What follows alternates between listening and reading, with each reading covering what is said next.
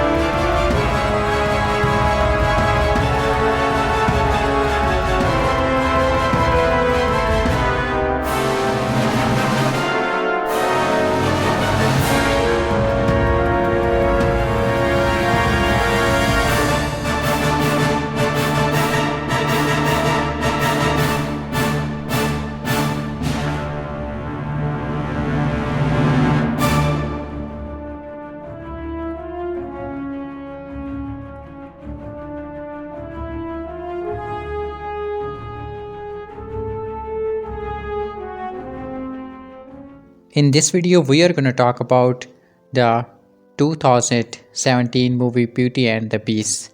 We will discuss the movie story, summarize the plot, and explore the cast and characters. Additionally, We will cover the movie prediction details and box office performance. Finally, we will provide the reviews and personal reactions. Let's begin with the movie story. Long ago in a French kingdom, there lived a spoiled and selfish prince in a castle where he would throw big parties with all his royal subjects. One night, an old beggar woman entered his castle and offered the prince a rose in exchange for shelter from the cold. The prince sneered and laughed at the old woman along with his subjects, even as she warned him not to be deceived by appearance. The prince turned her way once more, and soon after, the old woman's haggard appearances disappeared to reveal a beautiful enchantress. The prince tries to ask for forgiveness, but the enchantress has already seen there was no love in his heart. As punishment, she turned the prince into a hideous beast and transformed the subject into household object. The enchantress spell caused the people outside the kingdom to forget about the castle and everyone living in it. The beast was left with a magic mirror as his window to the outside world as well as a rose. If the beast can earn the love of another before the last battle falls, the spell will be broken. Otherwise, he will be doomed to forever remain a beast. Years later, in the village of Verano, there lives a young woman named Belle, played by Emma Watson. She doesn't quite fit in with the rest of the townspeople who all view her as odd. Belle's interests lie in storybooks. She is pursued by the handsome but narcotics hunter war captain Gaston. He rides into town with his comrade Lifu and finds Belle after she leaves a bookshop. Gaston attempts to woo her and invite himself to dinner with her, but she turns him down. Belle returns home to her father, Morix, a music box maker. He is in the process of creating a music box modeled after himself and his late wife, who was also Belle's mother. Belle tells Morix how she noticed that the villagers think she is odd, which Morris rejects. Morris is set to head to another town to sell his music boxes, and Bill asks him to bring back a rose like he always does. Morris rides through the forest with his horse Philip. He turns towards a path where snow is falling. A pack of wolves encounters Morris, forcing him and Philip to flee. They pass through a gate that leads him into the forgotten grounds of the prince's castle. Morris enters the castle and is spotted by Lumry the candlebar and Cogsworth the clock. Morris walks into the dining hall and sits down. He is started when Chip, a young boy turned into a teacup, moves towards him and speaks to him. Morris runs out of the castle and starts to ride away until he passes through the garden and spots a rose. He tries to pick one for Belle, but he is found by the beast, who calls Morris a thief. The beast takes him prisoner. Back in the village, Belle is trying to show a little girl how to read until she is called out by a man who discourages her from teaching another girl to read. Gaston finds Belle and once again tries to court her after saying she would not concern herself with any children other than hers. Belle knows what he is trying to say, and she firmly tells him that she will never marry him. After scoffing at the idea of being Gaston's wife, she expresses her desire to seek adventure and excitement away from the village. Moments later, Philip returns and Belle knows that something bad must have happened to Morris. Belle rides Philip back to the castle. She finds Morris in the dungeon where warns her to turn back. Belle then meets the beast and is stunned by his appearances. The beast says Morris is a thief and must serve for life in a dungeon. Belle offers to take this place despite Morris' objections. The beast agrees to the exchange and he lets Morris go. Belle promises him she will find a way out of there. Belle meets Lumiere and Cogsworth despite initially being freaked by a talking candelabra and clock. The two were originally heads of the castle before the curse transformed them. Belle also meets Mrs. Potts, Chip's mother, who is now a teapot, plus Chip himself, Plummet. The maid and Lumier's girlfriend turned into a feather duster resembling a peacock, Madame de Geldrop, an Italian opera singer who is now a wardrobe and maestro, Gardrop's husband, and former composer who is now a piano. Lumiere guides Belle out of the donjon and into a room in the east wing. Gardrop dresses Belle in a ghastly frock, which gives Belle the idea to use the ribbons to climb down the tower. Gaston is in a tavern with Lufu, lamenting Belle's rejecting of him. Lifu tries to cheer him up along with the other villagers by talking, or rather singing in details about how great Gaston is. Not long after, Morris enters and starts raving out the beast and how he has taken Belle as his prisoner. The other villagers laughed at his claims, but Gaston offers to follow Morik to find the beast, mainly to get Belle to marry him. The beast tries to get Belle to join him for dinner, but he is too abrasive as he pounds on her bedroom door. Lumiere, Cogsworth, Mrs. Potts, and Lomet all stand behind him and try to help, but Belle refuses to join the beast as she is still tying ribbons together to make her robe. The beast storms off and insults his subjects. We see the rose drops another petal, and as a result, the castle starts to shake and crumble a little. It also causes the cattle objects to become less and less human. Belle leaves her room and joins the castle object as they guide her to the dining hall. Lumiere leads the objects in a dazzling number as they boast about their fine dining. Afterward, boast and Belle wander into the west wing, which Lumiere and Coxworth had tried poorly to keep a secret from her. There, Belle finds the rose encased in a jar. The beast then frightens her and screams at her to get out. Belle runs away and rides Phyllis out of the castle grounds. The wolves then attack her in the forest.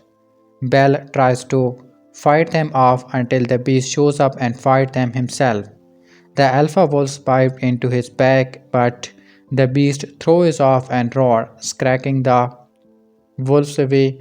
Belle then helps the beast onto Philip. Belle tends to the beast's wound even as he complains about the pain. She lets him rest. Mrs. Potts explained to Belle that the beast was not always so unkind. Since they have known him all his life, they know that after the prince's mother died, his father raised him to be the way he was before he was cursed. When Bill asks about the rose, the objects say that the prince will remain a beast forever if the last battle falls without him finding someone to love and to love him back, and that they will become animate. They sing about their journey to become human again, days in the sun, and we see the young prince looking upon his mother on her deathbed before his father pulls him away. Morris leads Gaston and Lifu into the forest as they try to find the path to the castle. Gaston and Lifu think Morris is just crazy. Once Gaston reveals his true intention to only be helping Morris for Belle's hand, he also growls at Morris and threatens to leave him to the wolves. Gaston tries to cover it up by putting on the nice guys act, but Morris already sees who Gaston really is and makes it clear that he will never allow Gaston to marry Belle. Gaston knocks Morris out cold and ties him to a tree so the wolves can come after him. Lifu considers this be too much, but he has no choice and must follow Gaston. Belle is reading Shakespeare to the beast who already knows the story by heart.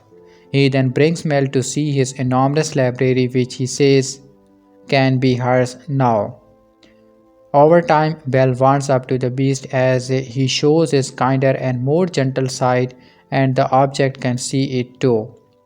The beast later shows Belle an enchantment book that allows everyone to travel anywhere they want to go if they can visualize it. Belle places her hand in the book and they are transported to an old house in Paris. It was once home to Maurice and his wife when Belle was a baby. The beast finds a doctor mask indicating that Belle's mother was killed by the Pilogue. A flashback shows Maurice tending to his wife as she is dying. She tells him to protect Belle, and all that was left behind was a glass rose which Belle's find. Maurice is seized by a local beggar woman named Agatha, and she tends to him. Maurice returns to Valeno and is sitting in the tavern when Gaston and Lifu return to find him, both surprised. Maurice tells the villager that Gaston left him to die in the forest. When Maurice calls out Lufu as a witness, Gaston intimates Lufu into lying to cover his back.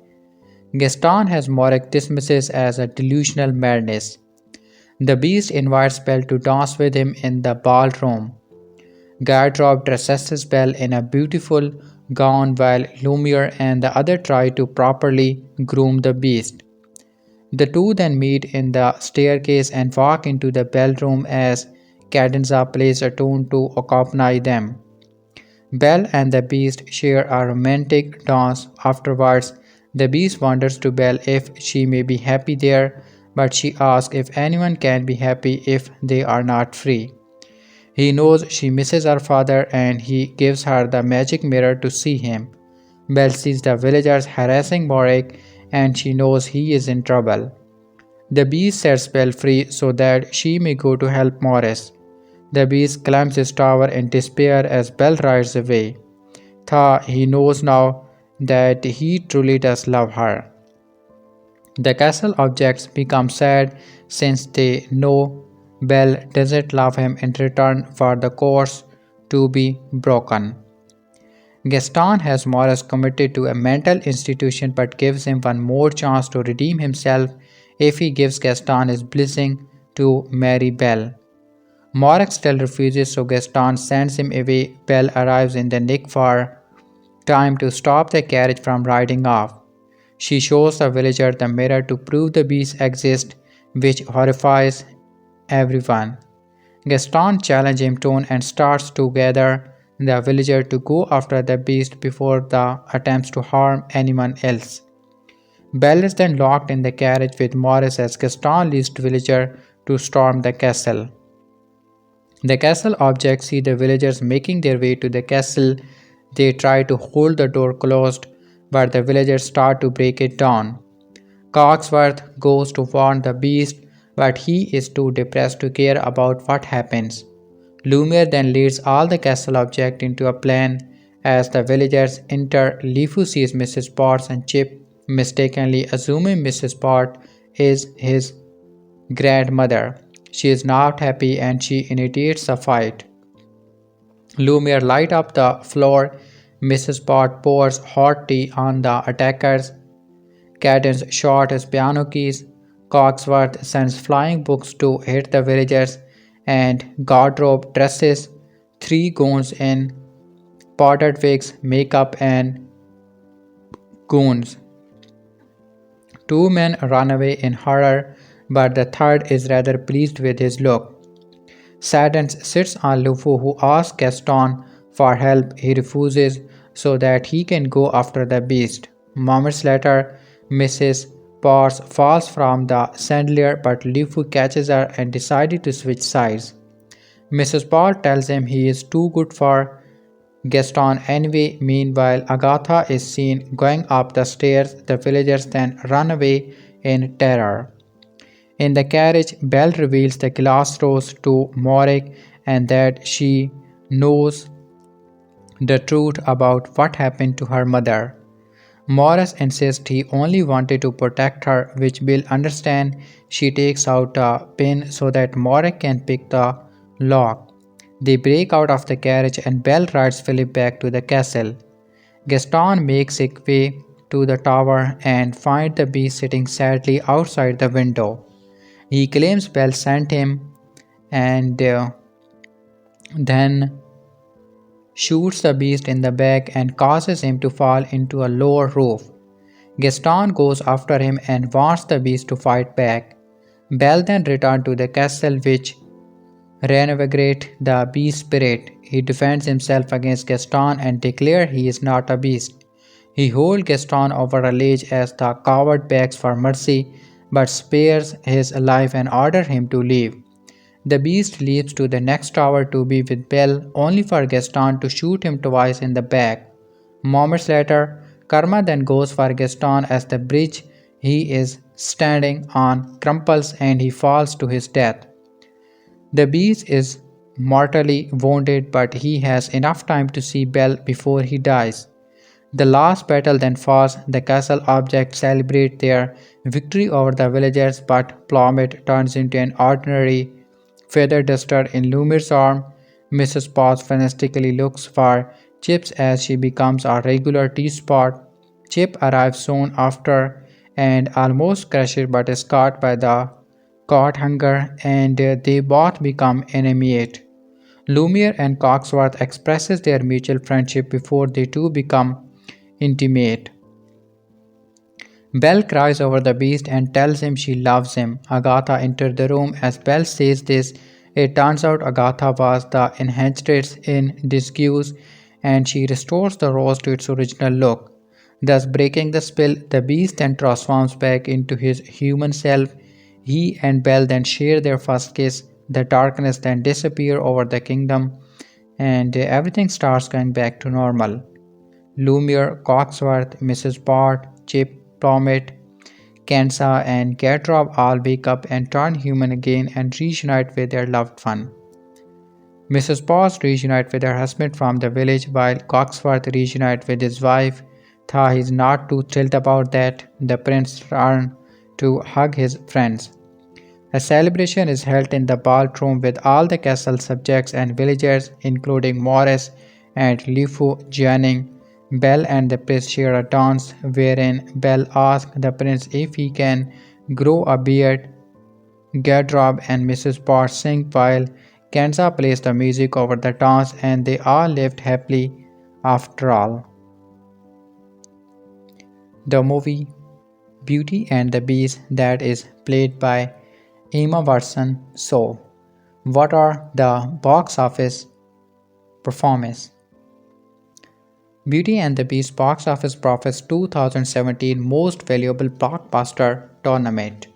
When it comes to evaluating the financial performance of top movies, it is not about what a film grosses at the box office. The true tale is told when production budget, P&A, talent participation, and other costs collide with box office grosses and ancillary revenues from VOD to DVD and TV.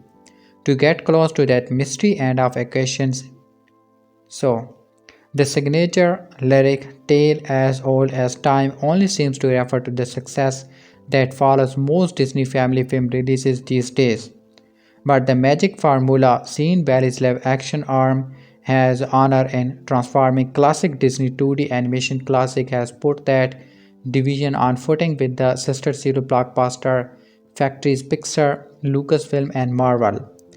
It's not exactly a new concept. They had traded Vault as far as 1996 101 Dalmatians with Glenn Close and on a more routine basis since 2011 Alice in Wonderland.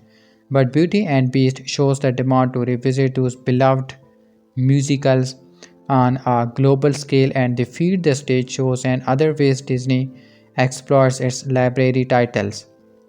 Beauty and Beast was a high watermark as the studio spent grandly to mount a first-class tentpole and match the right filmmaker with the material just as it did with Jon Favreau on The Jungle Book. Bill Condon has shown an affinity for drawing the young female audience with Twilight breaking down 1 and 2 and knows how to stage a musical as she shows with the Oscar-winning Dreamgirls. Endorsing the film was Harry Potter alumna Emma Watson, who brings an enormous social media following. With an outstanding 414, Beauty and the Beast is easily Disney's most profitable live-action adaptation of an animated title ever, beating recent hits as Jon Favreau's The Jungle Book $258 million and Maleficent 190 million, even more than last year's 1 billion grossing Pixar animated title Finding Dory 296 million. Expect to see these films finish high in the Deadline Film Revenue tournament for years to come. Consider the slate Tim Burton's Beauty and the Beast movie that is released in 2017, and the movie main cast is Emma Watson. So, The Beauty and the Beast crosses 500 million milestone at domestic box office. Beauty and the Beast just vaulted past a major box office milestone. The live-action remake of Disney's 1991 fairy tale crossed 500 million at the domestic box office after Saturday earning war totaled, making it the eighth movie ever to do so. Beauty and the Beast has been a box office darling and one of the few bright spots in 2017, since it was released on March 17 and went on to a 174 million opening weekend. Overseas, the film has been a hit as well, earning over 732 million. Its worldwide total sits at over $1.2 billion. It is currently the 10th highest grossing movie of all time behind Frozen. Bill Condon directed the movie starring Emma Watson as Belle and Dan Stevens as the Beast. The strong supporting cast includes Luke Evans, Kevin Kline, Ivan Tucci, Audra, Emma Thompson, and Josh Gad, who made headline for being the first opening day character in a Disney movie. Those who enjoyed seeing a non-animated version of Beauty and the Beast should get used to the concept. Disney has a lineup of live-action remake of its animated classic in the works, including Snow White, Mulan, and Lion King. The other movies to break 500 million domestically are Star Wars The Force Awakens $936 million, Avatar $760 million, Titanic $658 million, Jurassic World $652 million, Marvel's The Avenger $623 million, The Dark Knight $534 million, and Rough One, A Star Wars Story $532 million. Beauty and the Beast officially earned 1 billion at the box office. If you are wondering what that light our scent popping sound is, it's the tune of millions of champagne bottles being unrocked in Disney offices around the world. It's time for the studio to celebrate because Beauty and the Beast has officially crossed the $1 billion mark at the box office. The live-action film starring Emma Watson is now this year's highest-grossing film worldwide. It's also, according to Disney, the highest-grossing movie musical of all time, easily outpacing beloved fare like Grease and Chicago. So, Beauty and the Beast, the main cast is Emma Watson, and the movie is become worldwide hit and crossed $1 billion. So let's dive into the reviews of the movie. I must preface this review with saying that Beauty and Beast is one of my favorite Disney animated films, second one to The Little Mermaid, so I had high hopes for the live action Disney Beauty and the Beast. Unfortunately, art did not quite live up to my admittedly lofty expectation. Obviously, this new live action film directed by Bill Condon is based on the 1991 Disney animated film and not Jean Cocteau 1964, Belle at Libet. Condon's films follow the 1991 film very closely in telling a musically driven story of a young woman from a small French village who is taken captive by a beast in his enchanted castle. There is one notable departure from the animated version in this one, as in the 1946 film Belle requests that her father bring her back a rose from his travels. This is how the father is captured by the beast because the beast accuses him for stealing. That is the only note to Cactu's film that I noted. Beauty and the Beast is an entertaining film. It is for the most part well cast. Kevin Kline is especially a delight as Belle's father, Morris, and he and Emma Watson, Belle, have a charming chemistry. Characters that are flat in the animated version turned up more round in this one of our example. Much ado has been made for the hit that Gaston's sidekick Lifu is gay. More than that, the Lifu is given more dimension in the form of an inner mortal conflict. Morris is given a past and a dead wife, and some of the enchanted castle stars are given spouses. Overall, the film does a good job at rounding out the story and characters. One of the best upgrades was giving Belle a little more spunk. I am sure the producers were well aware of the Stockholm syndrome criticism of the 91 film, and they seems to have taken pains to combat that. Belle actively tries to escape. She is a little more feisty and less helpless. There is also more time dedicated to originally building a relationship between Belle and Beast. Now, for the bad, the most glaring black mark on the film for me is that Emma Watson's voice is so obviously auto-tone and that it's distracting. Luckily, that's not a problem with any of the other characters, but it makes her leak even more obvious. I am a little bit confused as to why this was even a problem. In some of the best classic musical stars singing voices are dubbed over. Maybe the practice is seen as insulting or grouch now, but I'd prefer that to what we hear in Beauty and Beast. And unfortunately, Watson's voice is not the only thing that's lacking. Her performance is not great either, and she is not alone. Beast, while he looks and ground good, is oddly inexpressive. There is an overall lack of energy and expression in many of the characters, both live action and CGI, which is surprising given the number of talented actors in the film and the CGI talent we have seen from Disney in the past. So while the movie looks gorgeous, even if some of the shots are too close up or move too fast to see much, it comes across as a little bland. And finally, something that I have gotten increasingly curmudgeonly about the movie is too long. The live action film is longer than the animated one by 45 minutes, and much of what is added is not only unnecessary but boring. Belle's trip back to Paris and Boost to explore her past, anything involving the Enchantress whose rule is significantly increased. Gaston's more sinister and violent actions. I think the idea here was to add some depth, but it doesn't work. There are also four new songs by Alan Menken, who composed the songs for the animated version. Unfortunately, Menken seems to have lost his touch because the new songs track just as much as most of the other added material. Overall, Beauty and the Beast is not at all a bad movie, but I was hoping for something a little bit more.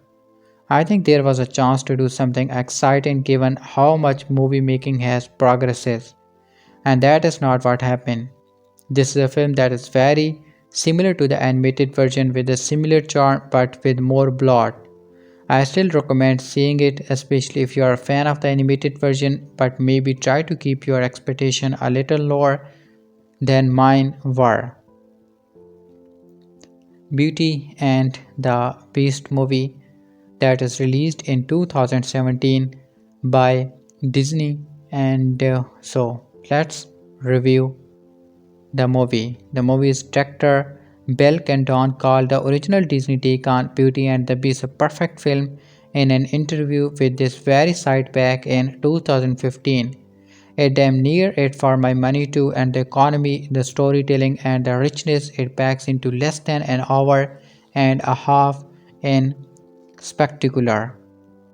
Condon's live-action take on the story firmly using the animated classic as its basic and hearts runs to 129 minutes including credits and therein lie its inevitable problems. That a story that had been worked and trimmed and cut to just the right length is now a third longer again. The crumbles that follow are consequences of that decision. However, and I say this as someone who nerdly adores the 1991 movie, Condon's film is very good. Its decision as to where to expand upon the source was intelligent, and whilst there's occasionally a question answer that I did not think needed asking, there are small changes that Condon makes that really work here, some surprising ones too, but more they go some way to artistically justifying the new film because let's face it, the comedy side is long covered. The core story is the same. Belle, played by Emma Watson, is a headstrong girl living on the fringes of a small French village where she does not quite fit in. She lives with her father, played by Kevin Kline, and is the object of affection for Luke Evans' Gaston. Meanwhile, in a castle just a camera zoom and a bit away lives a young prince, Dan Stevens, who refuses to help an old beggar woman when she comes to his door. She reveals herself to be an enchantress who puts a spell on him and the castle's inhabitants.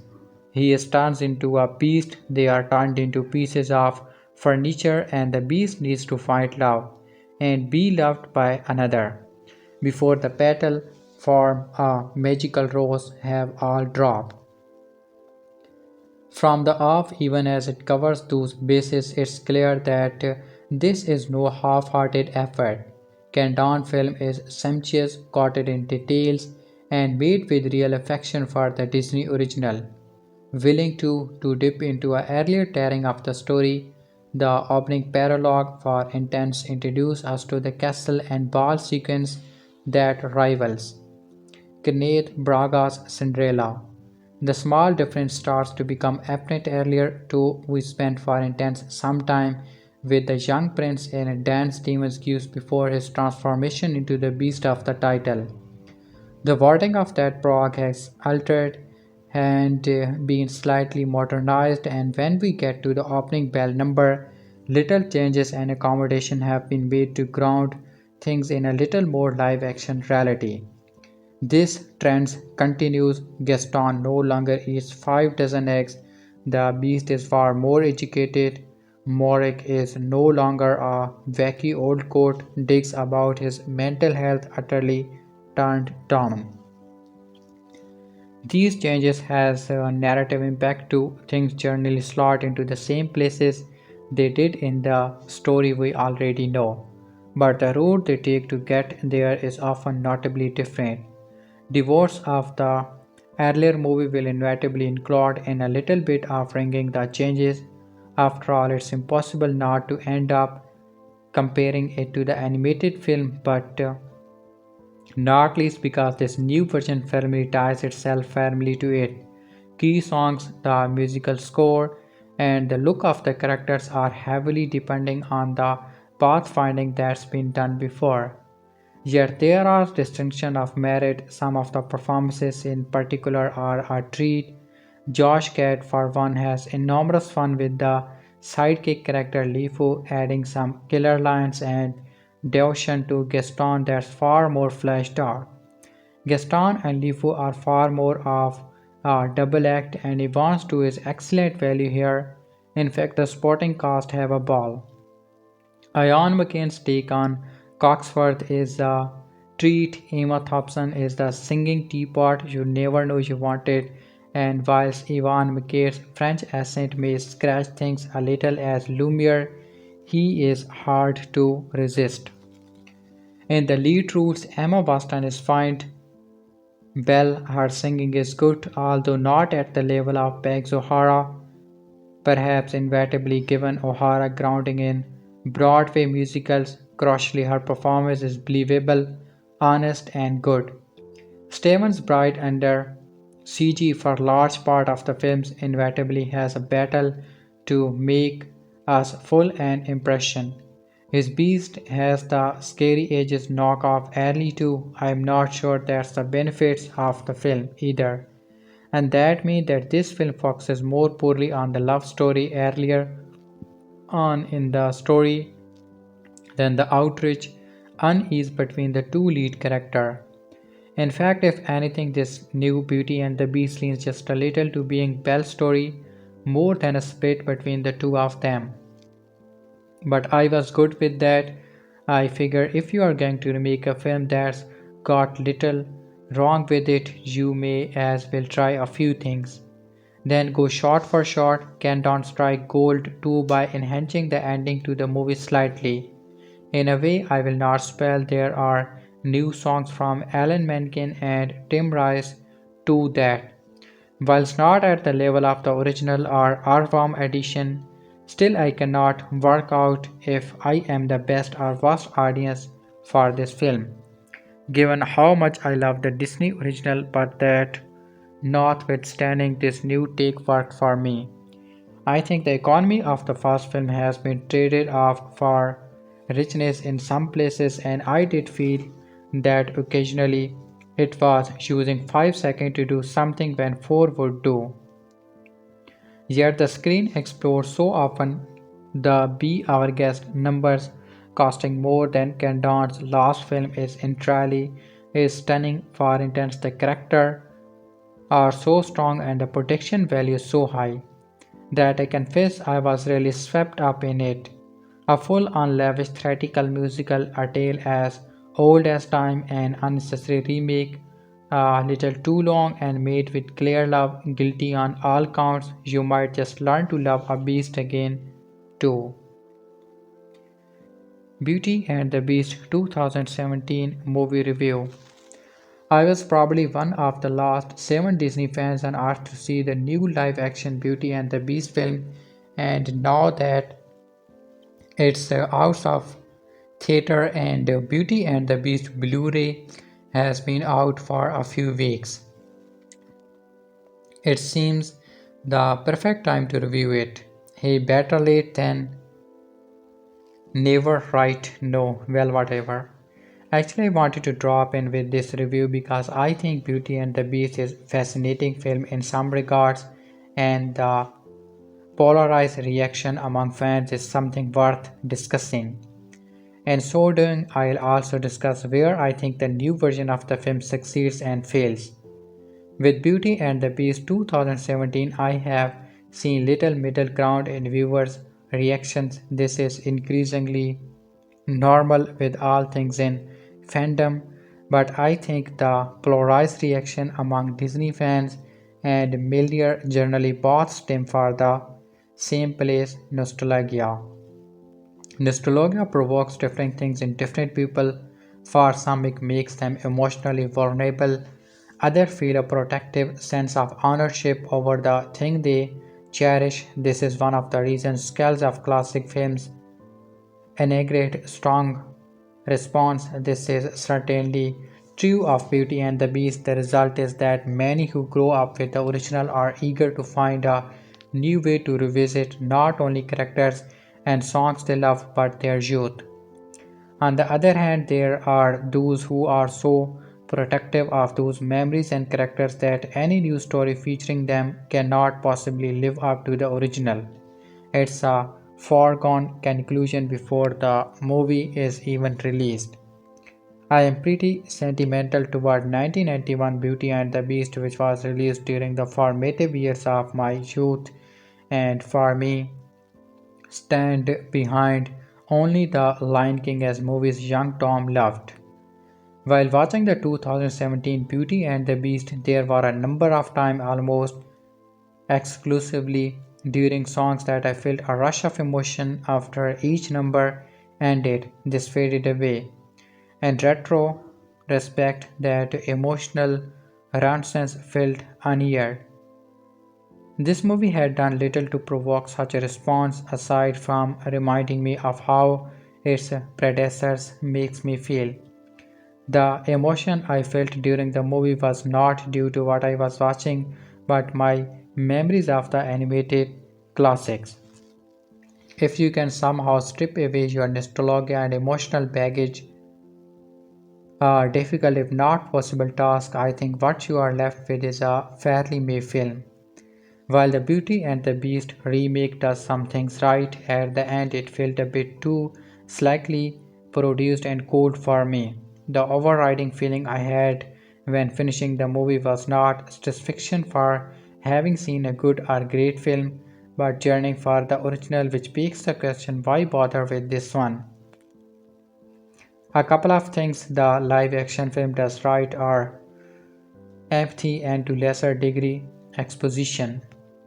It benefits from being able to go to darker place and having a longer running time since it does not have to follow the unwritten rule for Disney animated film. That gave the version of Beauty and the Beast the chance to provide the viewer a bit more backstory that further humanized the characters.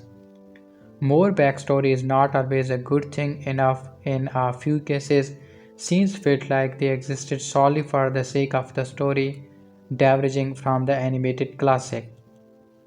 It's different as with the park story of its own sake does nothing. In other cases, story change feel unnecessary and have likely been made to sidestep potential claims of Stockholm syndrome. Some of the exposition make it easier for the viewer to empathize with the character, but there's also the fact that these are adapt human actors. A lot of emotion can be conveyed in good animation, but there's something to be said for the pain visible in Kevin Kline's face or the conflict in Josh Gad as she grappled with whether to support this friend as Gaston transforms into a real villain. On the other hand, animated Belle offers more emotional depth than Emma Watson's Belle. But live action gift it also taketh the live action Beauty and the Beast is willing to go to some slightly darker place the animated classic could not. But it also dovetails with the animated version to go some places a live action film should not. In the process, it feels campy. This is a problem inherent in is remaking the animated classic. Disney needs to cover new ground to justify the film's existence, but also needs to play the hits, so to speak, because that's what audience expect and want. The result of that in Beauty and the Beast is some abrupt shift in tone and a movie that feels all over the place. Is this movie supposed to stand on its own as more adult Beauty and the Beast, or it is a remix of the animated classic that is simply no longer drawn by hand? Begging another question, if you want a more adult live action Beauty and Beast, why bother with this with the 1946 version does a better job at offering exactly that. Then there's the CGI, there's a way too much of it and it feels hollow. The nature of this story requires at least some CGI, but not in literally every background or environment. I got that Beast Castle is supposed to feel cool, but I got the same vibe from Belle's provincial village. Why not actually film in France? This was especially disappointing as both of the last year's remake, The Jungle Book and Pete's Dragon, do an exceptional job with emotive CGI. Ultimately, I don't regret having watched Beauty and the Beast, nor do I think it's an awful film. It's just fine. There were a few nice moments, and as mentioned above a few times, the movie gave me goosebumps for the most part that had nothing to do with what I was watching. It was all about 1991 Beauty and the Beast. I have no intention of watching the new version again because the animated version is far superior. Frankly, it's a masterpiece. Where the live action Beauty and the Beast succeeds, it does so as a result of riding on the cocktails of that version, and most new aspect it brings to the table. I am fine doing without. Suffice to say, there's a reason that 1991 version was the first animated film ever nominated for Best Picture, and why this version will be forgotten in a decade. So, the movie Beauty and the Beast released in 2017, and the main cast starring is Emma Watson. You know what I hate most about these remakes? They are constant reminders that we are not getting any younger. You are just moseying along, feeling great, sniffing the flowers, and then the news come flying in from out of left field that a beloved classic like Disney Beauty and the Beast, one you have very clear memories of attending at the local cinema as an adult, is coming back for another go, complete with a fresh new cast and take on the story. It can be a real slap in the face sometimes, especially if your recollection of the original viewing involved being outdoors with a speaker hanging off the window. Am I totally against remakes in any shape or form? No, not at all.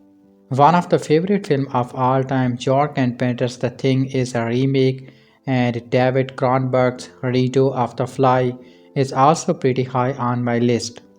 The recent returns to the Planet of the Apes is actually the third time around for our hairy heroes, and those are some damn fine flicks as well. If you are just going to give me a lazy rehash that's going to do nothing more than put a stain or something I have loved for 20 plus years, then leave me out of it. However, if you are going to recapture a lot of what made the original so special and do it in an exciting new way, I am more than on board and I am ready to set sail to wherever you want to take me. Which brings us back to Disney's latest remake of one of their animated Loveless, director Bill Condon's live-action redux of Beauty and the Beast. If you are not aware of this story in some shape or form, I truly pity to you because it means you have not just been living under a rock your entire life but underneath Mount freaking Everest. Let's just keep it simple. Cars meets Beast, Car hates Beast, Beast hates everything. Girl like Beast, Beast gets funny feeling. Everything gets lovey-dovey and it's happily ever after for all involved. Expect maybe the modern villain, you know how it goes.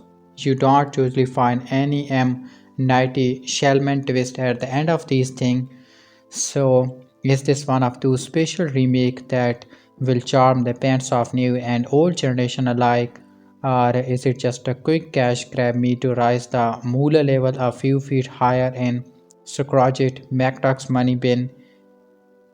Way down there is the Magic Kingdom. Well, rest easy, folk. This is not a disaster by any stretch of the imagination. It is actually a very nice movie that is beautifully filmed and pack a few emotional punches here and there. Now I know the word nice, even with a couple of words in front of it, may not be praise you were expecting. Like you, I was completely and utterly charmed by the trailer and promotional stills that first appeared online. I mean, how could you not be? That familiar haunting melody, the rose, and Harmon Granger herself peering out at the screen. Boom, I am so it right. Well, slow down there a bit, horse. Things may not be as rosy as they first appeared. Put not really intending, but I'll rent it, Stan. While the movie has a lot going for it and much to crow about, it is ultimately denied a place on the mantle of greatness because one cannot help but compare it to the original. Aside from a couple of new scenes and tones and some padding to the backstory of a few of the characters, this is essentially a shot by shot remake of the original right down to the costume, and that is what really hurts it. As the movie opened with that famous scene of Belle, book in hand, meandering her way through the quiet little village she calls home, I was not taken in by the sight and sounds before me, but rather minded of a similar theater experience. and a few small screens viewing from years before. As beautiful as everything was, I could not help but me yank out of the scene as I was hit by the cinematic Tijuo over and over with every corner bell turn. This problem continues to crop up throughout the entire film, over and over. Just as I was trying to get settled in, bang, I was yanked right back out again. It did get a bit annoying. Not only that, but a lot of the humor fell flat because I already know that what the punchline payoffs off. I could see it coming a mile away and was often mouthing the words in time with the characters. When Babbitt the feather duster says to Lumiere the Caslet, I have been burnt by you before, it doesn't pack quite the same punch as it did back in 91. Damn, has it really been that long? And if you are going to replicate as iconic scene right down to the camera moves, you better be damn sure that if it doesn't outdo the original, it at least matches it. Sadly, you can guess what happened at the time here. Remember how the camera flew down from the ceiling and past the chandelier in the original during the bedroom dance scene? Great moment, right?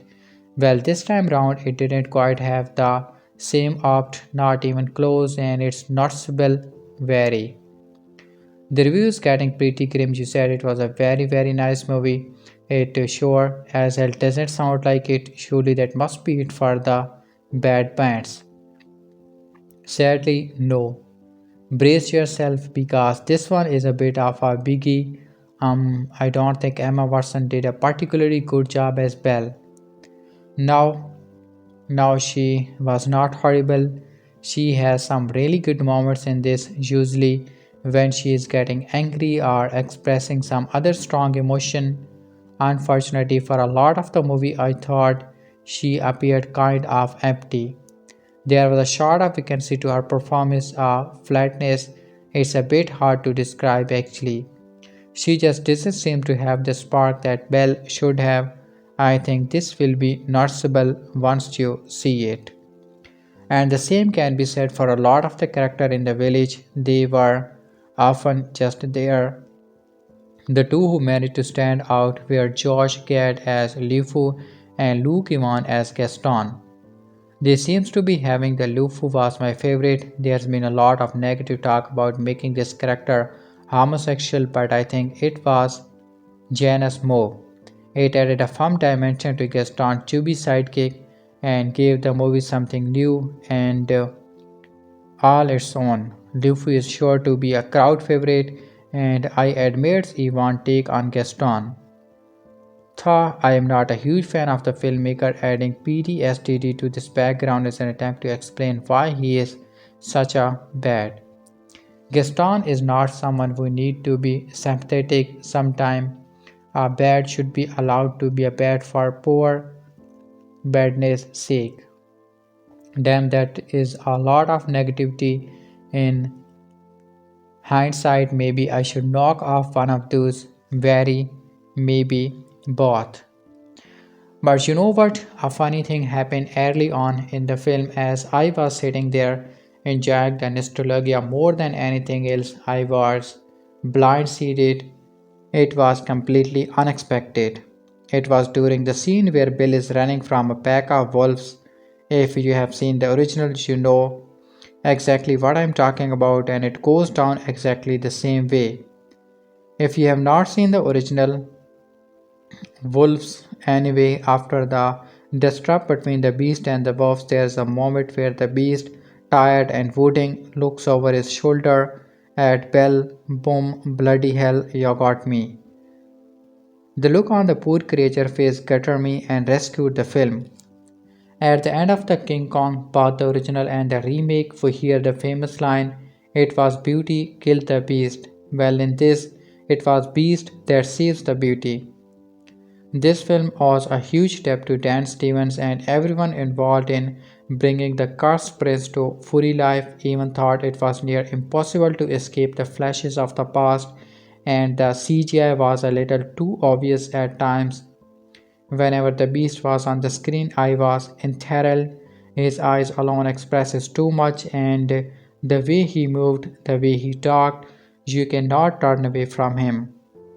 This is what people are talking about when they use the word presence. I know I generally don't write about movies, but the original Beauty and the Beast is one of my favorite Disney films from my childhood, so I found it only fitting to write a review of this new adaptation that hits the big screen.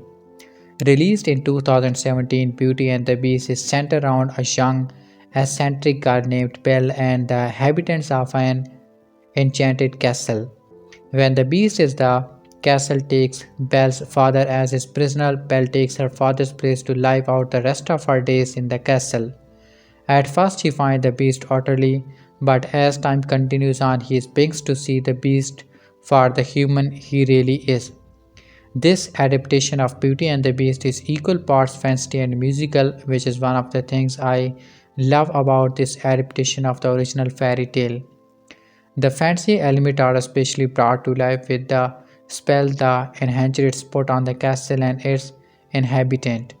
All of the characters who live in the castle have been transformed into different household objects that can be found in a castle, while the prince is changed into a hideous beast due to his horrible treatment of a woman whose appearance was very deceiving. The rose also held a special significance to this because if the beast doesn't learn to love and be loved in return by the time the last battle fail and the other inhabitants would be stuck the way they are forever. Of course, you already know this if you have seen the original film, but I really find it to be a good example of how fantasy comes to life in the story. Another element I have enjoyed from this adaptation is all of the musical number, both familiar and new. The songs that they included from the original made me feel nostalgic like I was traveling back to my childhood. I was nice because it made the movie that much more enjoyable for me to watch, but I also appreciated that they included some new songs too. I felt like it was a good way to remind the audience that this is not the original animated movie, that this adaptation of Beauty and Beast was unique in its own way. I also found these new songs make the overall story that much more enjoyable to me. What I enjoyed the most about the film is the backstory they give you about Belle and what happened to her mother. As a part of the audience, you never told exactly what happened to her mother, but are shown throughout the movie what happened as if you are right there when the chain of events unfold. They also do this is the beginning of the film too, when the beast is still the prince. They show him not accepting the enchantress into his castle, and you watch as he and the rest of the crew transforms. But they also tell you a little bit about what happened to the beast mother too, to give you an understanding of this character. I love that they added his background information for the character because this information was never given in the animated film. One of my favorite things about this movie is seeing the Beast and Bill fall in love. The reason I love this romance is the overall message the story tell about love and appearance. It's the message not to judge by appearance, that looks are not the best to look for in a life partner, and you never know who they are fall in love with. This message is important because it's the truth. You don't know who you will end up falling in love and with, or what the person you will fall in love with will look like. Don't look for appearances, see who they are as a person. The one small criticism I have for Beauty and the Beast is that there are some awkward pauses in the film, both in the dialogue and songs. I don't know if everyone else has noticed them when watching, but I did and they bothered me for some reason. But other than that, I really enjoyed the movie so much. Seeing the Beast and Belle love story come to life on the big screen is real life filming was a nice breath of fresh air. I was not all disappointing to see one of my favorite movies from my childhood brought to life and cannot wait to see it again soon. I really enjoyed every minute of it and was sad to see it all end. Beauty and the Beast movie 2017. It is not an interesting predicament I find myself in with this latest live action remake from Disney, Beauty and the Beast, because I detested the marketing, something I have wanted against the film and would never like it. On the other hand, the animation Phantom Cry Theater, if I like anything about it, oh well, looks like I will just have to be honest and with the reason I always am, so here goes. So far, these Disney live action remakes have been a little of a mixed bag for me. I love Cinderella and Pat's Dragon because they felt small and intimate and gave a new vision to the story. Without bastardizing the original as Maleficent, Jungle Book I thought was solid and entertaining, and the two Alice films I didn't care for. Maleficent I hated with the passion of a thousand fairy suns. Where does this Beauty and the Beast lie?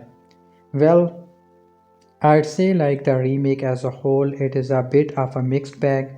The average moviegoers looking to be entertained will be, but that doesn't take from some problem I had with the film. Let's talk about strength first. My favorite thing about the film was the strong production design and the large musical set pieces. I cannot think of a musical in a long time that had such satisfying stage musical sequence.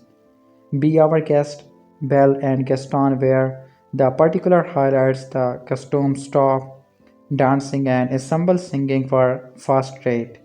It was easy to get swept away in the moment, and that's what you want in a musical. I also really liked what they did with Gaston. Luke Ivan was hilarious in the role, and while he may not be the size of a bear, it didn't matter. He worked for the part. They made him a bit more sympathetic workout without completely changing his character like they did with Maleficent. He is still the cocky guy we know and love, but he seems to actually be in love with Belle, which I appreciated. Also, Luffy was a well done character. I liked his story arc through the film, and Josh Gad did a good job in the role. He is not just a literal punching bag that he is in the animated film. By the way, the whole gay moment is nothing that should offend anyone in any way.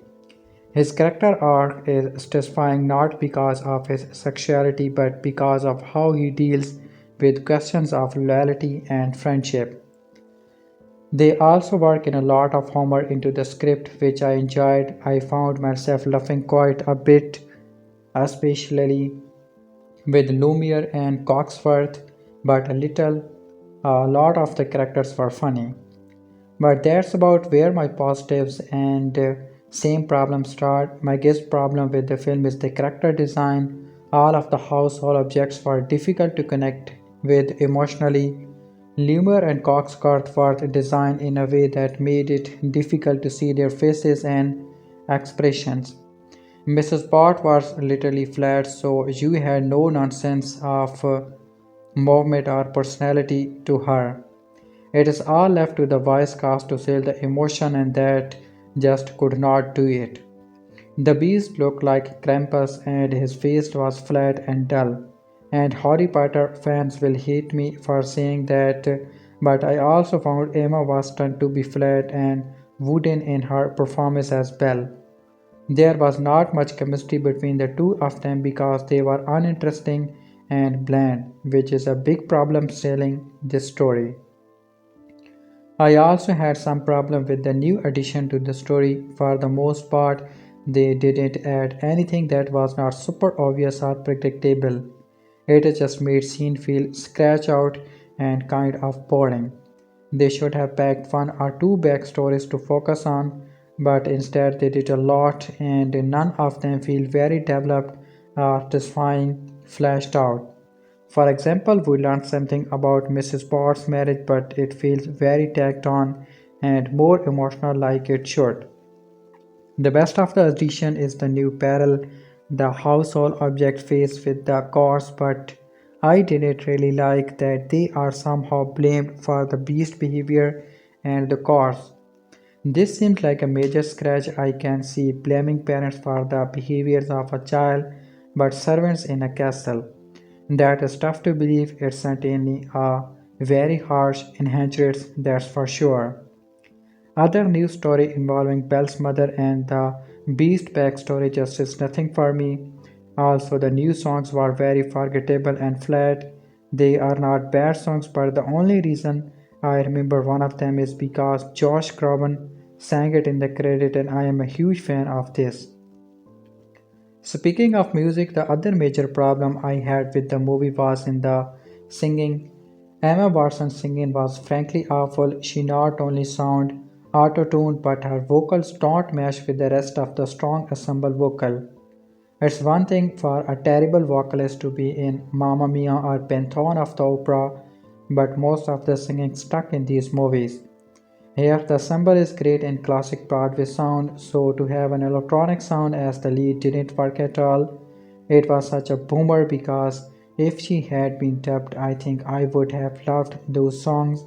If I was Emma Watson, I would be very mad with Disney because it is their job to make their stars sound good and they didn't. Most people will go see Beauty and the Beast and have a great time, and so I have to give Disney credit on that level. There is entertainment to be had here, and I think as a whole it is a harmless movie. Does it live up to the 1991 original film? Of course not, but it's certainly not awful. I thought the musical set piece in Gaston Leafou were fun enough to commend the film despite some of my problems and issues. In a way, it seems like a bit of a missed opportunity because elements were there to make it truly great, but oh well, it's not a atrocity like Maleficent, so I am grateful of that. Overall, great. See, Beauty and the Beast 2017 movie review. To say that the original Beauty and the Beast is one of my favorite films of all time might be an understatement. I absolutely adored the film growing up, and the prospect of a live action version made me extremely excited, but also excited a bit nervous. After all, how do you top a perfect film? I am pretty sure it's impossible. With all this excitement and nervousness we heard out last night to see Beauty and the Beast in 4D, we'll touch on the 4D element later in this article. Don't worry, the live action version of Beauty and the Beast has a lot to live up to, with literally every character being a fan favorite and a story that doesn't leave much room for alteration. Will this one be our guest in a long list of Disney favorites, or will it fall like Gaston from a Castle Spare? So, as you have probably guessed from the trailer, the version of Beauty and the Beast is quite similar to the original in plot and structure.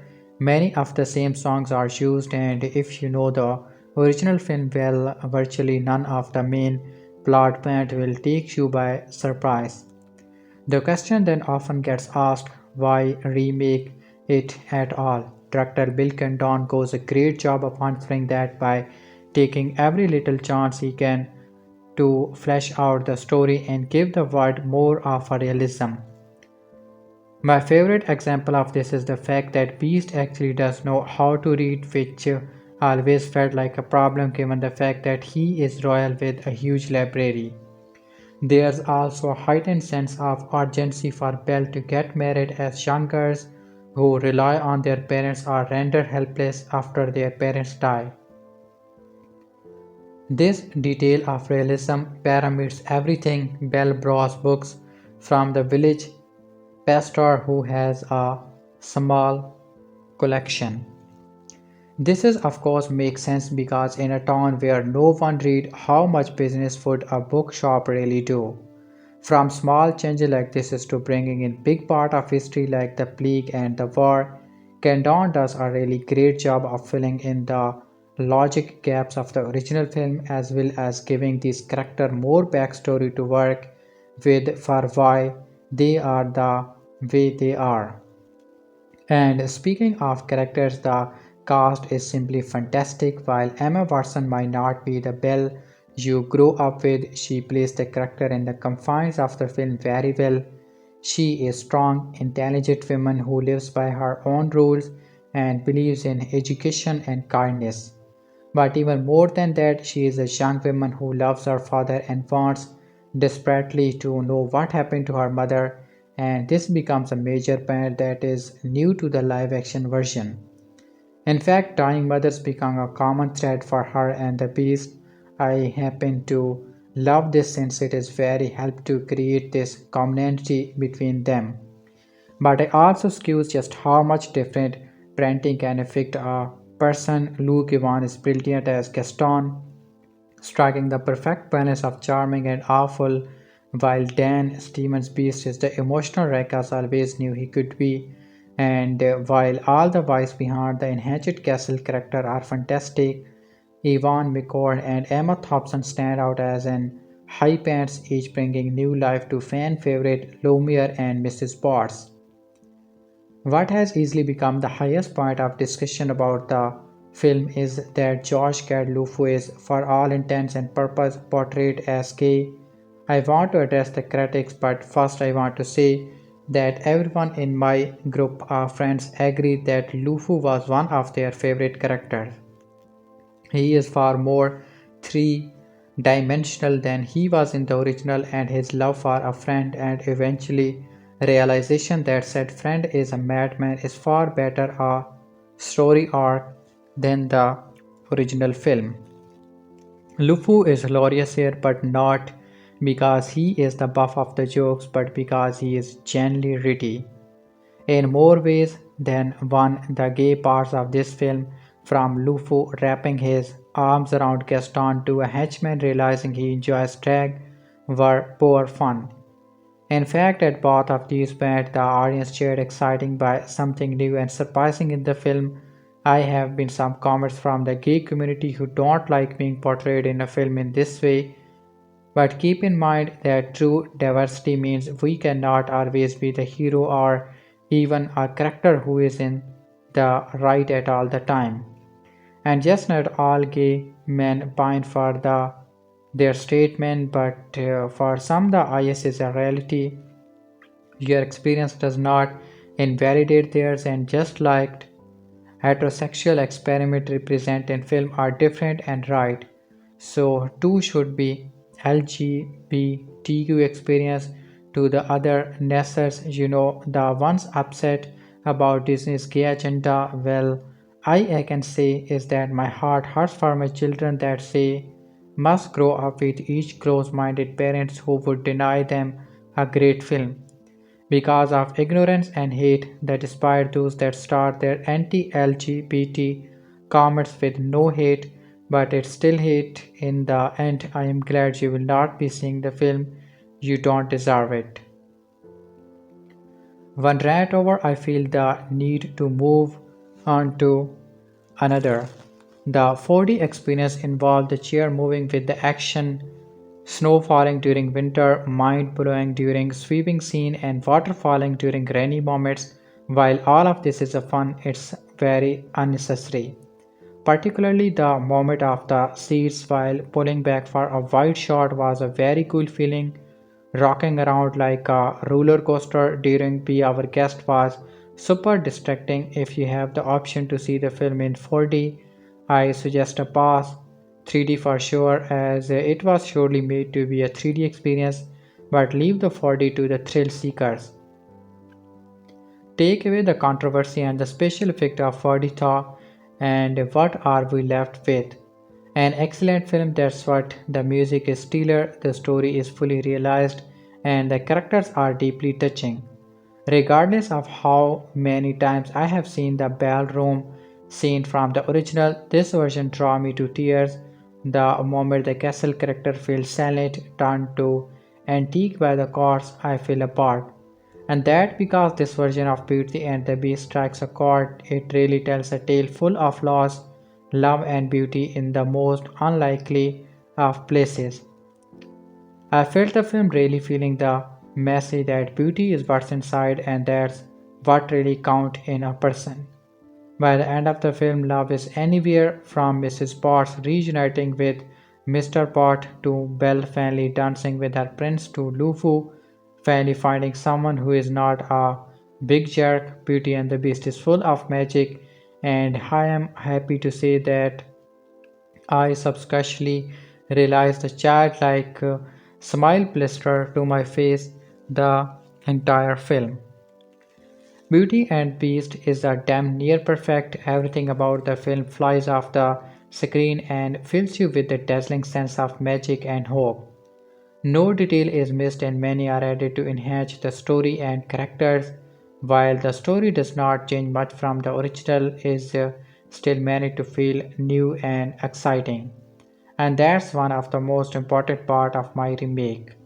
I highly recommend seeing this new version and I am happy to report that it is easily my favorite film so far this year. Nothing proves this story is a tale as old as time like a remake that managed to be just as engaging and masterful as the original. Now go see it and let me know what you think in the comments. Once upon a time, before the acronyms VHS and DVD were commonplace, Disney would quietly safeguard such animated classics as Snow White and the Seven Dwarfs and Pinocchio like priceless gems while benevolently reissuing them every few years on the big screen before stashing them back in the studio vault. But in the 1990s, with the advent of home entertainment, the studio started to consider new ways beyond rivals to cash in on the same beloved stories. First came Broadway production, followed by direct-to-video sequels, TV series spin-off, and then starring in 2010 with Tim Burton's effect-laden Alice in Wonderland digitally enhanced live-action renditions. It was therefore but all inevitable that a property as adores as 1991 Beauty and the Beast, the first animated film to not just compete in Oscar's Best Picture category but also top the 100 million box office mark, would receive a 21st century makeover after Cinderella and the Jungle Book, followed the rousing 1 billion worldwide box office reception for Alice in Wonderland. The bottom line, the gloriously old-fashioned musical with geekies trapping in a dazzling beauty to behold, wealth, enough rock or gold decor to get all of Trump's properties, and is anything but a barely reinterpretation of a fairy tale as old as time. Also, Venkum is the more inclusive display of love in its various forms, which go beyond the sweetly awkward outership between friendly, brave, and independent mind. Brockworth Bell much crashed for the gusty portrayal of Hermione Granger in the eight Harry Potter films, and the cursed prince in the ill-tempered guise of a ram-horned busan-faced creature, Dan Stevens of Downton Abbey, whose sensitive blue eyes serve him well amid at all CGI foxer trapping. As for that exclusively guy moment you have been hearing about, it appears near the conclusion when Lufu, a comic relief character brought to life by Josh Gad, the voice of Olaf the Snowman in Frozen, who clearly has an unrequested man crush on his bulky and boorish Buddy Gaston, Luke Evans of The Girl on the Train, breastingly dance with a male partner. That's it. If your kids are not freaked out by Michelle Keaton's coy in the closest Ken doll in Toy Story 3, they will be fine here, especially considering the central relationship in this PG rated fantasy musically promotes bestiality.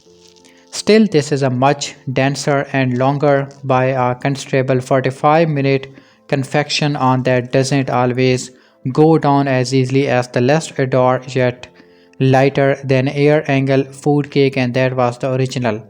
It's true that my heart once again went pitty-pat during the bellroom waltz as Emma Thompson voicing Mrs. Potts honor her sublime teapot producer Angela Lansbury warmly vamping the title theme, but I could not help but feel that the more is more philosophy that lurks behind many of these remake fakes down. Not just a story, but some key performance. The beauty is too often beset by blockbuster blot. The familiar basic of the plot are the same as Morag, Belle's father, Kevin Klein, whose sharp skills as a fracture are barely employed, is imprisoned by the beast inside his forbidding castle for plucking a rose from his garden, and Belle eventually offers to take her papa's place. Meanwhile, the enchanted household objects conspire to cause the old couple to fall for each other and break the spell that allows both them and their master to return to human form again. There are efforts by screenwriter by Stephen Kashbuki, the pics of being a wallflower, and even Spatolcius the huntsman Winterfire to provide emotional link between Belle and her beast involving their mutual absent mother that don't add much substance. And in an effectual attempt to embolden her feminist creed, Belle invents a primitive version of a washing machine. Such additions don't hold a similar bar to tried and true sequence as when the beast is a wooing mood. It reveals that his vast library for books to Belle one can only describe the reaction on Watson's face as she takes in his leather-bound orgy of reading material as a bibliogasm. That is not to say there is not much to admire, especially the director Bill Condon's dedication to injecting the looseness and scope of tone-filled spectacle of yore into the world of IMAX 3D. His resume, which include penning the adapted screenplay for Chicago and calling the shoots behind the camera for Dreamgirls and the final two FX propelled Twilight films shows the nose this way around both musical and special effect. Watson might be at her best right out of the gate while performing the song Belle, which begins with her bemoaning her provincial existence in a small town and ends with her singing on high amid lush green hilltop dotted with yellow wildflower while candling Maria in the sound of music. That the camera linger upon the freckle on her part nose is an added bonus. Alas, once she is enshrined in the massive Gothic castle, Watson is more reactive than proactive as her slightest causes are to be swallowed up by the ornate scenery and upstaged by the shabby servants in the cause of furniture and kickness. I was a little nervous about how the voice cast, including Yvonne McGeer as the urban French accent cattleman, Lumiere, and Yvonne McCain as the chubby nervous mental Clark Coxworth would fare. But they all do a bang-up job with the standout number Be Our Guest and so-called culinary cabaret where plates, platters, and utensils start into performs in a Bubsty, Brackley style spectacular. Can Don Bosley take the choreography to the next level with nods to everything from West Side Story and Less Miserable? Meanwhile, Gad and Yvonne's both musical theatre veteran pull off the enormous pub number Gaston with playful aplomb. Less successful are the action sequences where the Beast and Gaston battle it out, Hunchback of Notre Dame style among rooftop turtle, Crumping Potteress, and Gargoyle. But most disappointing are the not so memorable new songs that pop up in the second half, whose melodies are once again written by composer Alan Menken but with lyrics by Tim Rice, The Lion King. They just cannot compete with the old favorite that never fail to tickle the ears with their irresistible wordplay supplied by the late great Howard Archman. But with its recycly diverse cast at one point I wish that Broadway Dynamite Adora McDonald as the wardrobe Madame Gardrobe and the sprightly Stanley Tucci as her husband hobby Maestro Cadeza could have done their own duet. And why cat same-sex filtration? This beauty presents a far more inclusive view of the world, one that is awash with the sense of hope and connection that we desperately need right now. If you desire an entertaining escape from reality right about now, be my guest.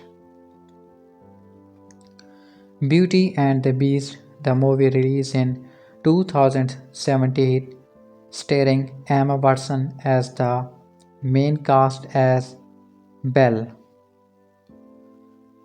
While I certainly watched the original animated movie as a child, I have no expectational and fond memories of it, nor did I watch it enough time to remember it very well. I was, however, well versed in the Beauty and the Beast storyline.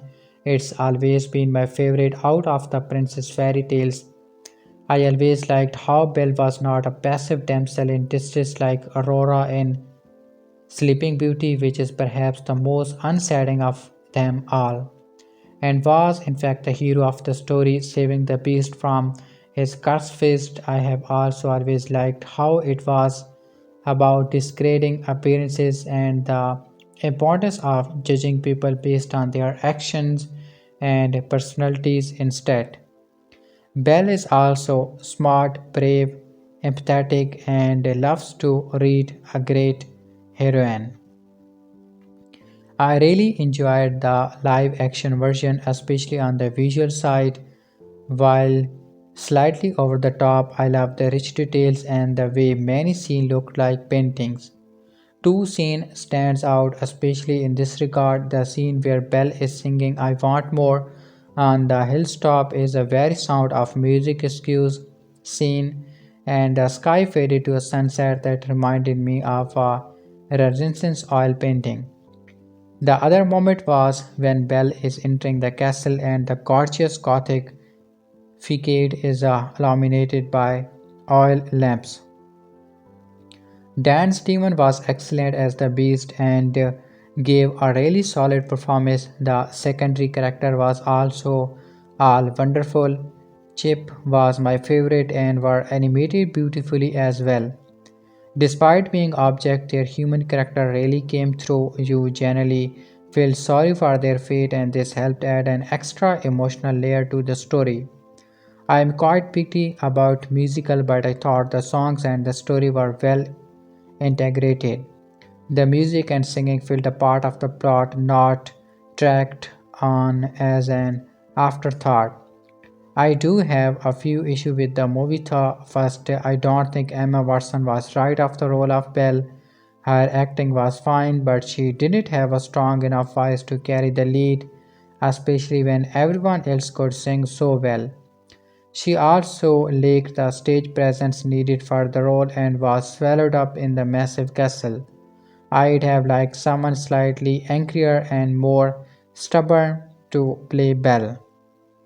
Second, I wish the relationship between Belle and the Beast was developed some more. There was potential from a really great character building scene, but it jumped much too quick from the Beast being mean to being super nice to Belle. I'd have loved to see a much more gradual transition so you could actually watch its transformation from a true beast to one only in name. Like in the Secret Garden, I had loved to see how Belle, being the first person to finally stand up to him, made him a better person. Third, I had have appreciated some more explanation surrounding the curse. It's an unclear how long the beast was cursed or how long the arbitrary time set by the witch for the petal to fall off the rose was. It also was not clear how the wolf seems to attack everyone who tried to enter or leave. But Belle was able to leave without a problem at the end. It seems as if the wolves only attacked when the beast didn't want anyone to come or go, but this was not very clear, especially as he did not seem to have any control over them. In all, thought it was a fun and entertaining movie, and I really enjoyed watching it. The ending of the movie The Beauty and the Beast. We will explain it in the end. So, Beauty and the Beast does right by its predecessors, delivering a musical experience that both dazzles the eyes and puckles the heartstrings. Once upon a time, long ago in France, a selfish and self absorbed prince is transformed into a hideous beast, and a powerful spell is placed upon his castle and servants. After the prince turns away, an old beggar woman seeking shelter, unaware that the woman is in fact a powerful enchantress. Years pass, and life continues in a small village not too far away, where a kindly music box maker named Morris, played by Kevin Kline, lives with his daughter Belle, played by Emma Watson, an independent minded young woman whose love of literature and progressive way of living makes her an outcast among the more traditionalist minded members of the village. When Morris inadvertently stumbles upon the prince's castle, he winds up being taken prisoner by the beast, only for Belle to come after him and force the beast into making her this prisoner instead.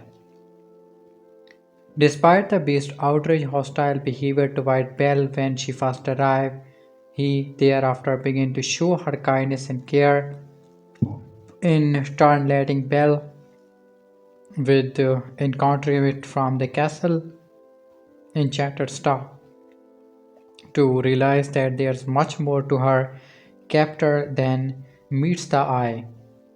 Meanwhile, Mordred seeks help in rescuing Belle from the beast castle and soon accepts the assistance of his village popular war hero Gaston, played by Luke Evans, unaware that Gaston's interests in saving Belle are far less noble than he claims.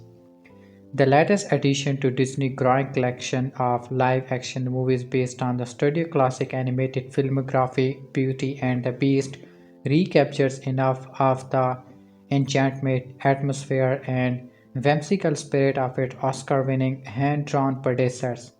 Beauty and the Beast is an unabashed live-action CGI homage to the 1991 animated film that inspired in terms of both its story and visual style, but incorporate enough fresh material into the mix to stand on its own, if not as firmly as, say, Disney and director Jon Favreau's live-action The Jungle Book before it. Still, this retelling is far from a disappointment. Beauty and the Beast does right by its predecessor, delivering a musical experience that both dazzle the eyes and puckle the heartstrings.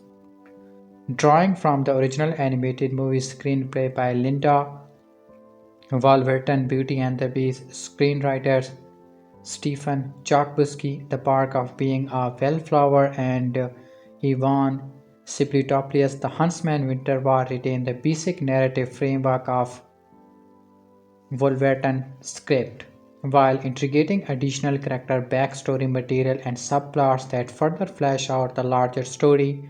While some of these added elements proved to be more essential and effective at expanding the original animated movie's fairy tale world than others, they are by and large woven together seamlessly. Here, Beauty and the Beast in turn exceed at putting a comparatively modern spin on the theme and concept of its predecessor, without also undermining the 2D classic that came before it, and are ostracizing longtime fans who feel that the animated Beauty and the Beast hold up quite well more than 25 years after the fact. It even addresses a few matters that the 1991 version skips over. From a directorial perspective, Beauty and the Beast Oscar-winning helmsman Bill Condon fashioned the movie as a fanciful yet stylistically old-fashioned musical that falls closer to his work on Dreamgirls, which Condon wrote, than that efforts on Chicago, which Condon script. Condon and his collaborator bring the world and magical character of Beauty and the Beast to life in live action with impressive production values, smoothly blending descendant real world sets with shiny digital backdrops and photorealistic version of the famous enchanted servants that populate the beast castle. The new look of the servants will require some adjusting to for fans of animated Beauty and the Beast, but they work in motion and their own tweaked designs usually serve some critical purposes. See in particular the bird-inspired design of Plummet, similarly Condon and his team succeeds in finding way to stage some iconic musical number as Gaston and Be Our Guest that are clever and visually engaging, though admittedly less expensive and limited by the live action filmmaking medium in ways that the animated Beauty and the Beast was not.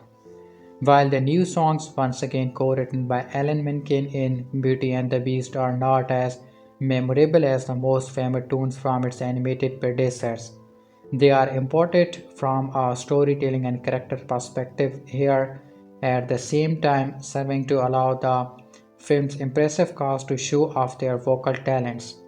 Stars Emma Watson and Dan Stevens naturally are not as impressive in the local vocal performance arena as the seasoned stage theater actor in the film's supporting cast.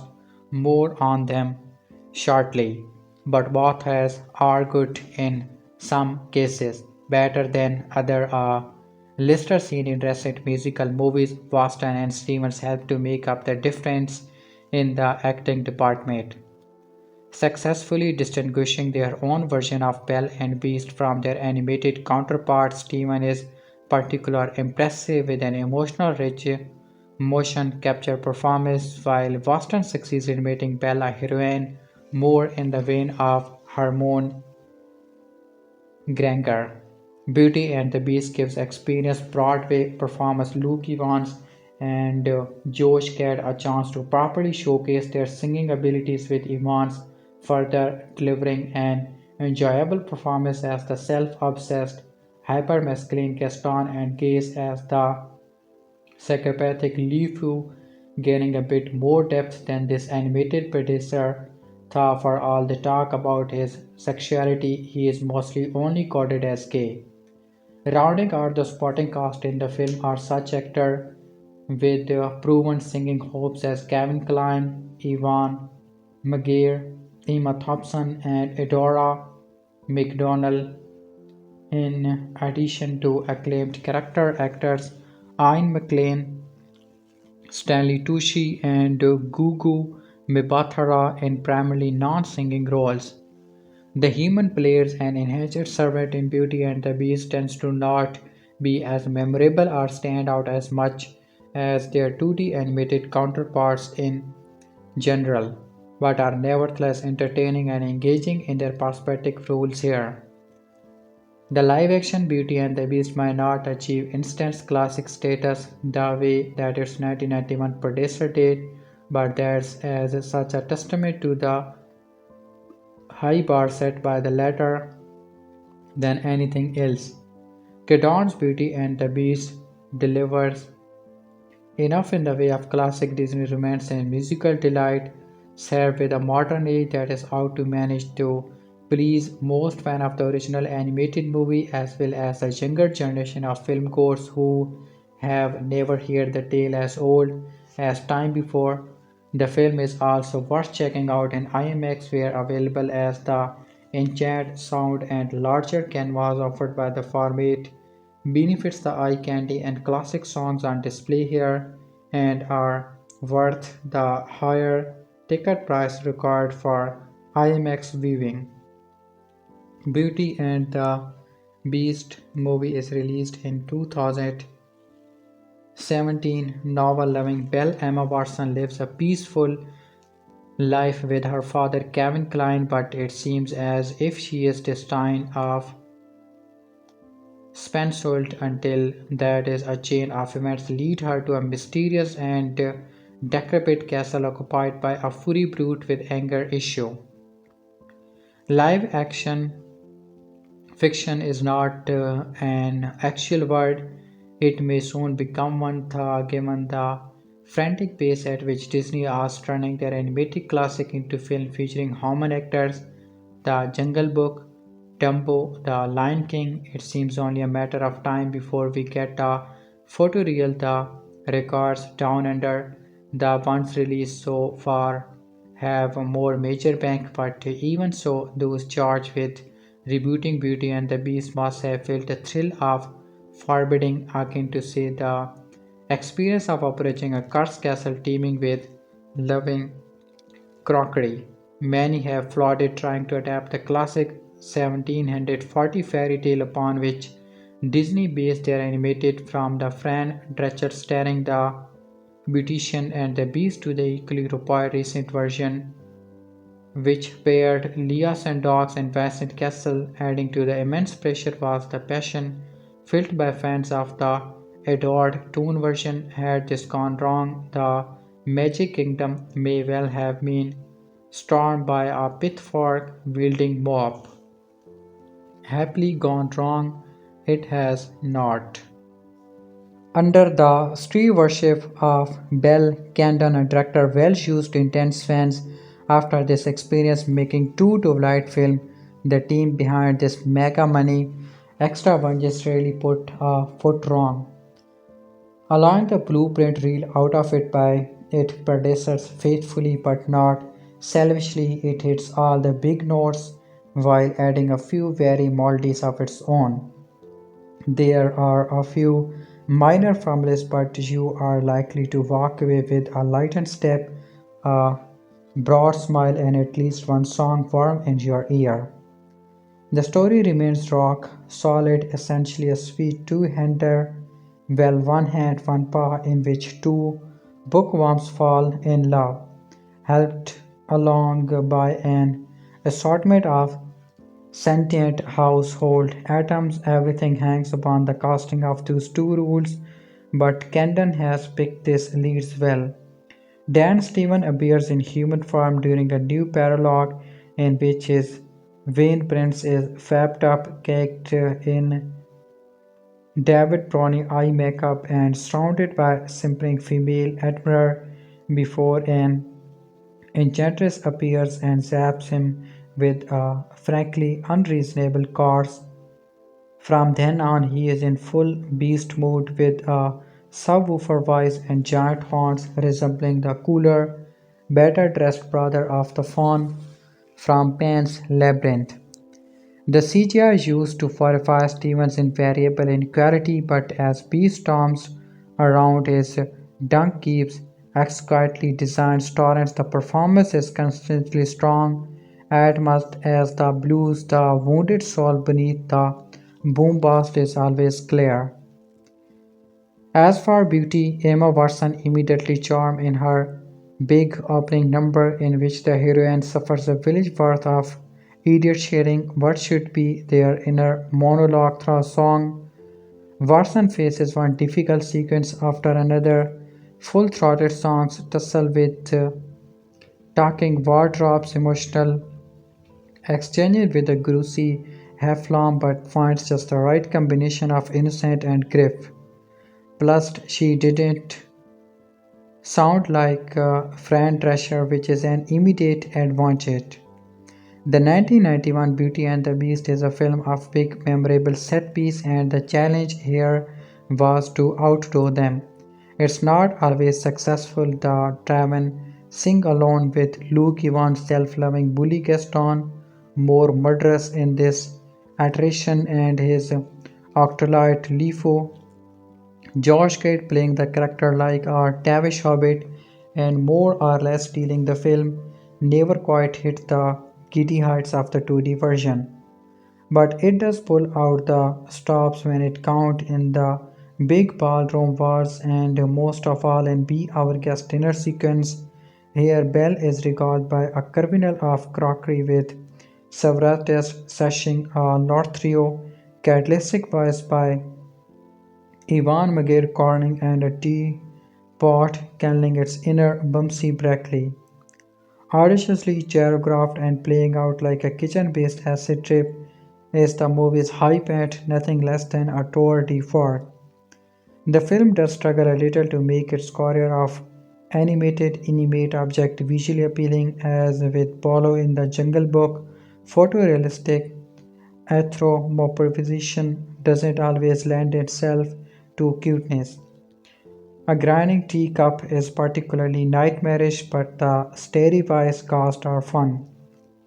Not least Ian McLean as Coxworth, a wind-up timepiece who says things like, "Everything is moving like clockwork, tha sadly not you shall not half past."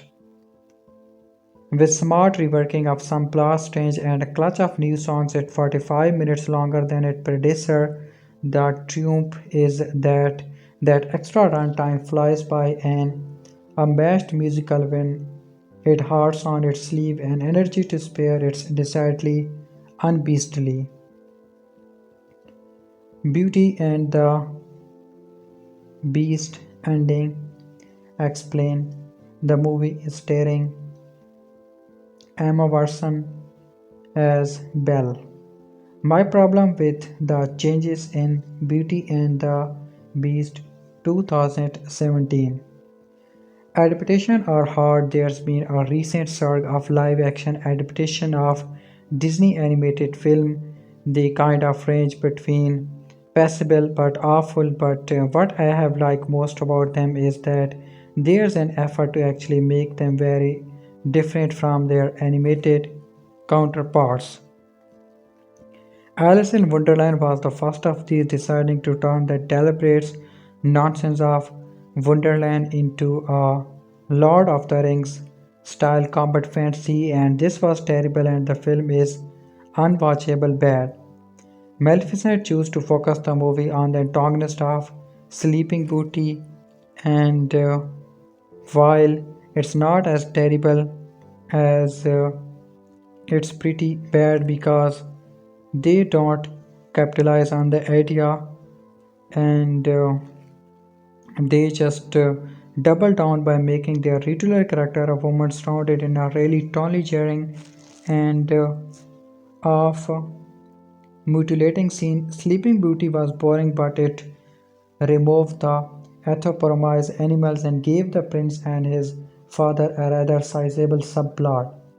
The Jungle Book actually changed most of the story structure and stakes and even changed the ending, and because of this and its worth effect, it's easily the best of these remake. I also want to give a shout out to Pete's Dragon, which is just a straight remake with the animated bits swapped out for CG.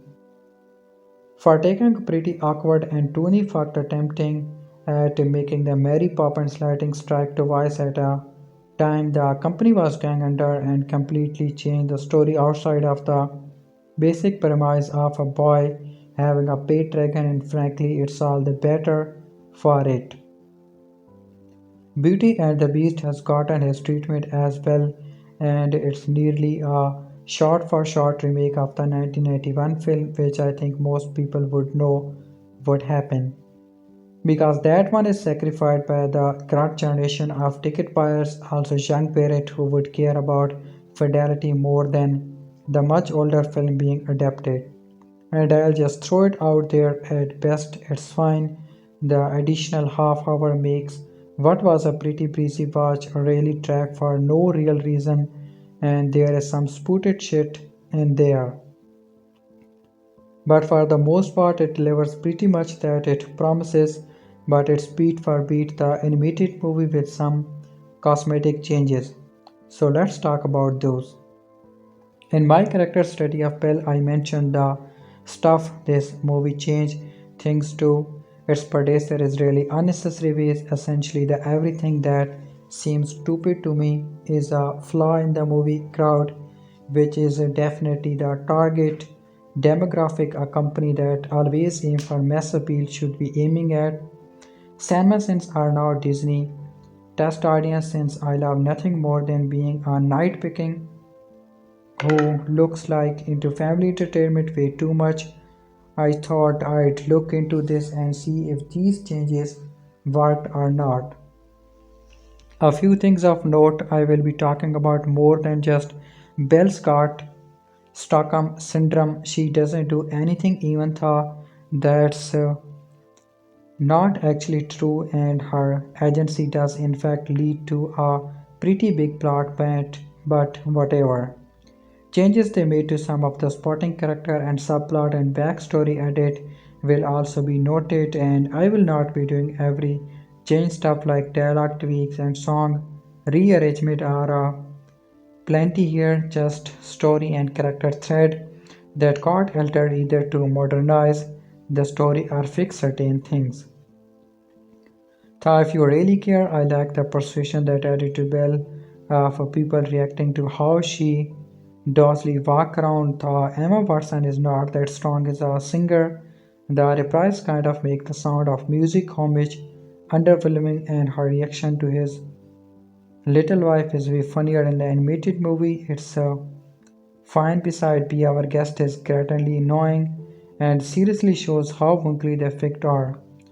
Gaston is elevated by how well Josh Gad and Luke even perform it, but it kind of faltered at the end of the sake of the joke. Something there is almost identical to its predecessor.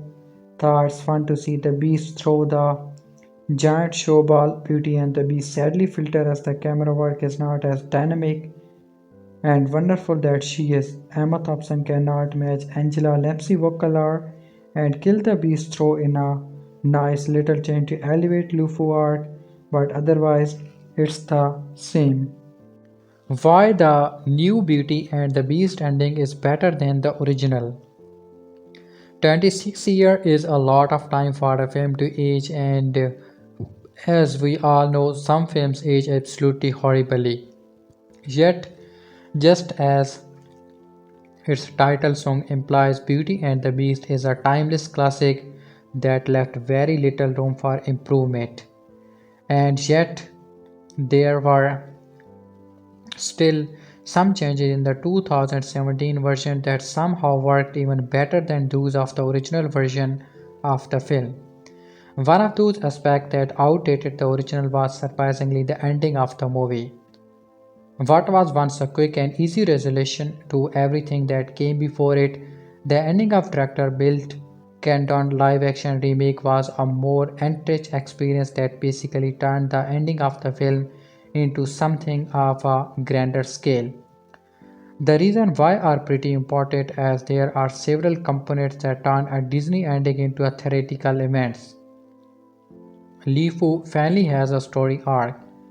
In the original Beauty and the Beast, Lufu was taken out of the action pretty quickly and was never seen in the film again. Now, for a guy that was pailing around with our villain, that's kind of cheap, considering the sidekick usually turn against the villain or get disposed of themselves. Not so with 2017 version as Lufu not only team up with Mrs. Potts but also get paired off with the man who approved of his makeover by Madame Godrob, as if having the first interracial kiss was not enough for a groundbreaker. Beauty and the Beast now has a gay character and he is given a happy ending of redemption. The cross-dressing scene is no longer insulting. Be honest, the scene where one of Gaston Gould is dressed as a woman didn't age well. In the animated Beauty and the Beast, the shrieks with horror and run off. It's kind of a sign of the time when that sort of thing got played for love, but in a more progressive time it doesn't play as well. But the three Gonds getting makeovers and one of them approving of his look, this not only reciprocates with the original scene was trying to say, but at the same time gives Luffy someone to end up with at the end of the film. The ending was more suspense in its resolution. So the movie Beauty and the Beast, the reservoir of the course makes a lot more scene. Disney magic works pretty basically when you think about it. The moment someone learns their emotional charge lesson, they are pretty much saved.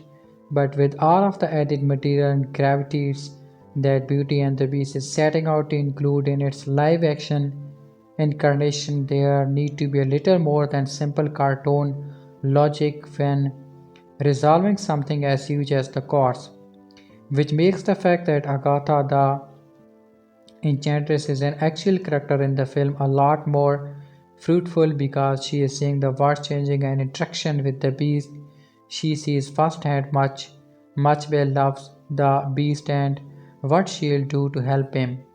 So by the time she tells the beast she loves him, our enchantress can see that not only has the prince fallen in love, but that he is also loved in returns, and she consciously decides to break the curse.